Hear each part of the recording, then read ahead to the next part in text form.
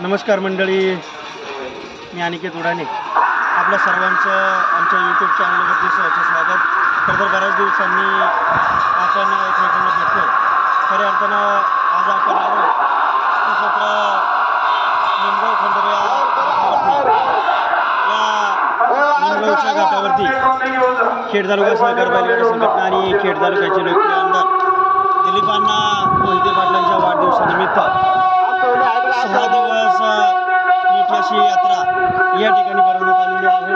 आपण पाहू शकतो माझ्या पाठीमागं घाटाला देखील सुरुवात या ठिकाणी झाली. फळीफोड देखील गाड्या मार्फत झालेली आहे 12:79 सेकंदमध्ये. खऱ्या अर्थानं भरपूर असा मोठा प्रतिसाद या यात्रेला गाड्या मार्फत दिला. तब्बल 1176 गाड्या मार्फत स्पर्धेमध्ये सहभाग घेतला आहे. स्पर्धेचे खास वैशिष्ट्य असं की 1 नंबर फायनलसाठी या ठिकाणी स्विफ्ट गाडीची या ठिकाणी इनामी बक्षीस ठेवण्यात आले आणि भरपूर वैयक्तिक बक्षीस देखील या ठिकाणी ठेवण्यात आलेले आहे.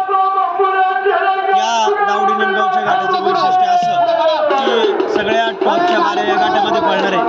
मग त्यामध्ये शेडतुमाळ्यांचा झेंडे असेल, सुलतान असेल, मांडेकर सरपंच असेल, त्याचप्रमाणे साहेब केसरी बांडे असेल, सनस मंडळींचा बजरंग असेल, त्याप्रमाणे आबा मोरेंचा पक्ष असेल. महाराष्ट्रामधील जेवढ्या टॉपच्या पुणेनगर जिल्ह्यामधील टॉपच्या सावडी आहेत त्या सगळ्या बाऱ्या या निमगावच्या घाटामध्ये या ठिकाणी होणार आहेत.